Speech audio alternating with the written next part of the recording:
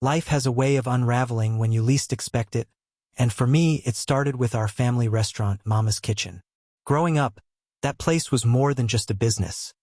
It was where we shared meals, stories, and dreams.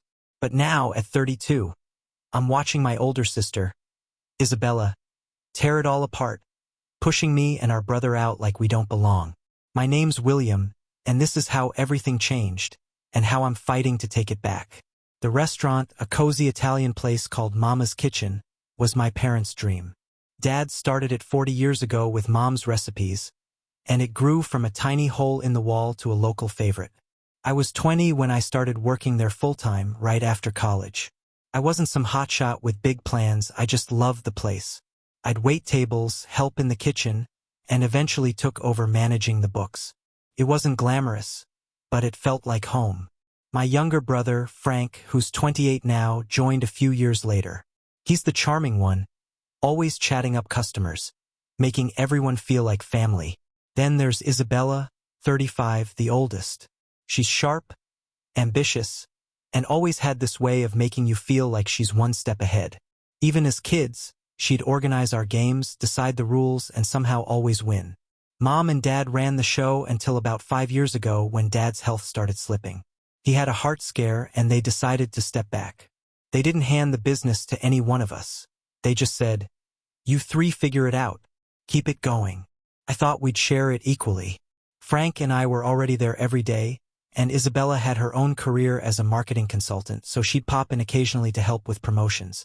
It worked for a while, or at least I thought it did. The trouble started about 2 years ago. The restaurant wasn't just a job for me. It was a connection to my past. I'd spent countless evenings as a kid doing homework in the back booth, listening to Dad tell stories about the early days. How he and Mom scraped by to open the place, how they celebrated every small win, like the first time a customer drove an hour just for Mom's lasagna. Those memories made it hurt even more when Isabella started changing things. I'd walk in and see new decorations or a different menu, and it felt like pieces of my childhood were being erased, replaced with something cold and unfamiliar. Another layer to this mess was how it affected the people around us. Our aunt, Mom's sister, had always been close to the restaurant, helping out during busy seasons. She'd call me after Isabella's takeover, worried about Mom and frustrated that the family was splintering. "William, you can't let her ruin what your parents built," she'd say. Her words stuck with me, but they also added pressure. I wasn't just fighting for myself but for everyone who saw Mama's as more than a business. It made me question if I was strong enough to stand up to Isabella without losing what little family we had left. Isabella started coming around more, saying she wanted to modernize things. She had ideas, fancy new menus, online ordering systems, even a remodel to make the place look upscale. I didn't mind some of it. The world's changing and we had to keep up. But her plans were expensive, and she didn't always ask what we thought. Frank would joke, "Izzy's turning Mama's into a chain restaurant." But I could tell he was annoyed. I was too. She'd push through decisions like signing contracts with new suppliers without talking to us first. When I'd bring it up, she'd say, "I'm just trying to save this place, Will. You're too stuck in the past." Then Dad passed away last year. It hit us hard, but it hit Mom hardest. She stopped coming to the restaurant altogether, leaving just the three of us. That's when Isabella made her move. She called a meeting me, Frank, and her at the restaurant after closing.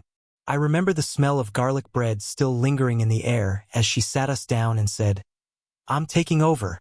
I've talked to Mom, and she agrees I'm the best one to run things." I was stunned. "What do you mean, taking over? We're supposed to do this together." Isabella leaned back, calm as ever. "Will, let's be real. You're great at keeping things steady, but you don't have vision. Frank's good with people, but he's not serious enough. This place needs someone who can actually grow it." Frank laughed, but it wasn't his usual easy laugh. "So, what, we're just your employees now?" She didn't even blink. "If you want to stay, sure. But I'm in charge." I tried to argue, but she had paperwork, legal stuff she'd already worked out with a lawyer. Apparently, Mom had signed something giving Isabella majority control. I don't know if Mom fully understood what she was signing. She was still grieving, and Isabella's always been good at convincing people. I felt betrayed, not just by Isabella but by Mom for letting it happen. Frank was furious. He stormed out, saying he wasn't going to work for Queen Izzy. That was the start of it, but it got worse. Isabella didn't just take over. She started pushing us out completely. She changed the locks on the office, saying it was for security. She hired new staff, people loyal to her, and gave them our shifts. When I confronted her, she said, "Will, you're not pulling your weight. If you can't handle the new direction, maybe you should find something else." It wasn't just about the business, it felt personal, like she was erasing us. The restaurant wasn't the only problem, though. Another issue was brewing, and it made everything messier.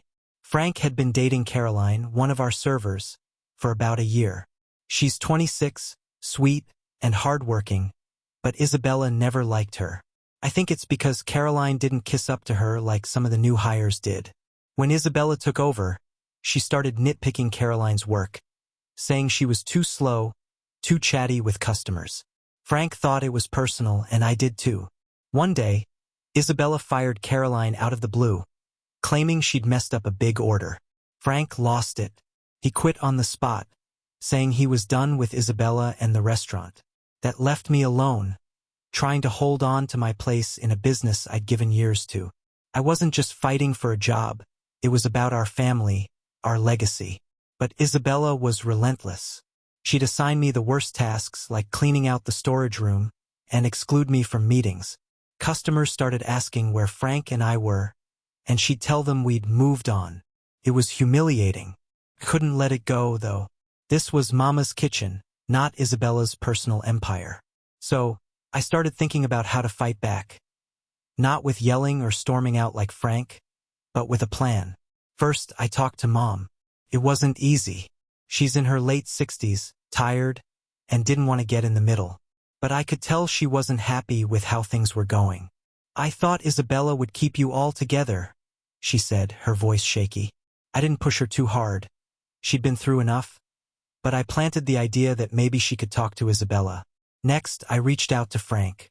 He was still pissed, working odd jobs and crashing at Caroline's place. I told him we couldn't just walk away. "She's stealing what's ours," I said. "We've got to be smarter than her." Frank wasn't convinced at first. He thought it was a lost cause. But Caroline was the one who got him on board.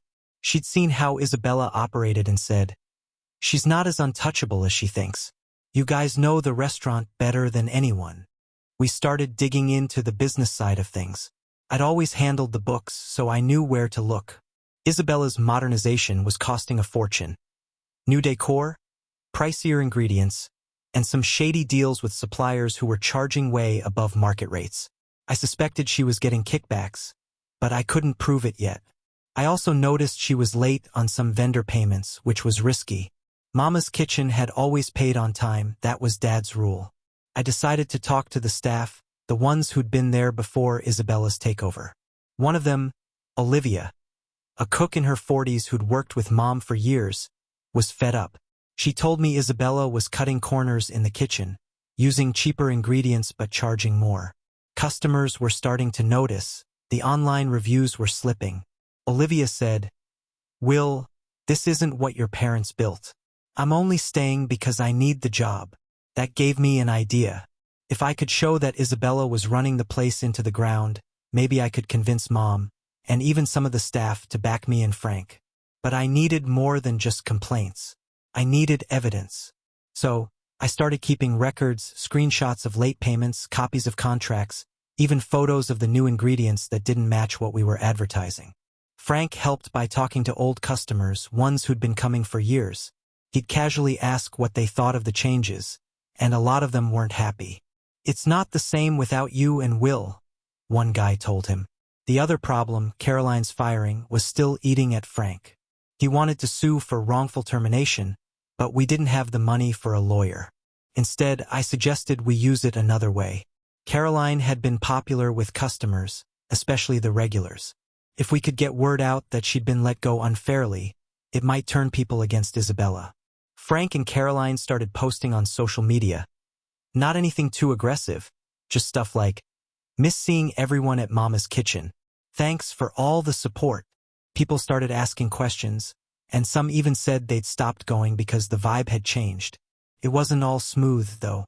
Isabella caught wind of what we were doing. One night, she called me into the office. I remember the fluorescent light buzzing overhead as she stared me down.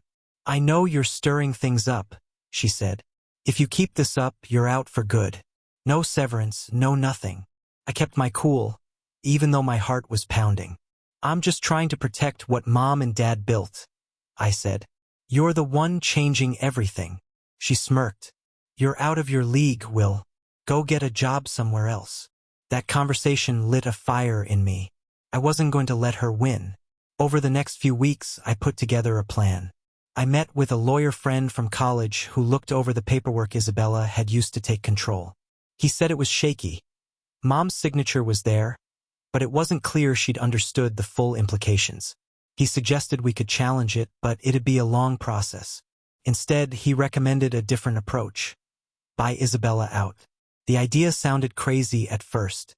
Frank and I didn't have that kind of money, and the restaurant was still in debt from Isabella's spending.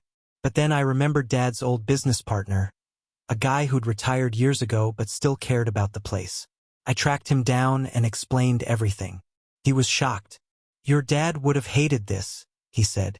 He didn't have cash to invest, but he connected me with a local investor who was looking for small businesses to back. Frank and I met with the investor, a woman in her 50s who loved Italian food and remembered eating at Mama's as a kid. We showed her everything, the numbers, the reviews, the evidence of Isabella's mismanagement. She was interested but cautious. "I'll back you," she said, "but only if you can get your sister to sell her share." That was the hard part. Isabella wasn't going to give up easily, so we turned up the pressure. Frank and Caroline organized a customer appreciation event outside the restaurant. Just a small gathering with free coffee and pastries. Nothing official. They invited regulars and posted about it online. A bunch of people showed up, reminiscing about the old days. Some even confronted Isabella when she came out to see what was going on. I wasn't there, but Frank said she looked rattled for the first time. Meanwhile, I met with Mom again. I showed her the numbers and told her what customers were saying. "This isn't what you and Dad wanted," I said. "Frank and I can fix it, but we need your help." She cried, saying she never meant to divide us. She promised to talk to Isabella. Took a month, but it worked. Mom told Isabella she'd made a mistake signing those papers and wanted things back the way they were. The investor's offer was on the table. A fair price for Isabella's share, enough for her to start something new. Isabella fought it at first, but the bad reviews were piling up, and vendors were calling about unpaid bills. She was cornered. Finally, she agreed to sell. Frank and I are running Mama's Kitchen now. We rehired Caroline and Olivia, and we're slowly bringing back the old recipes. The place isn't perfect.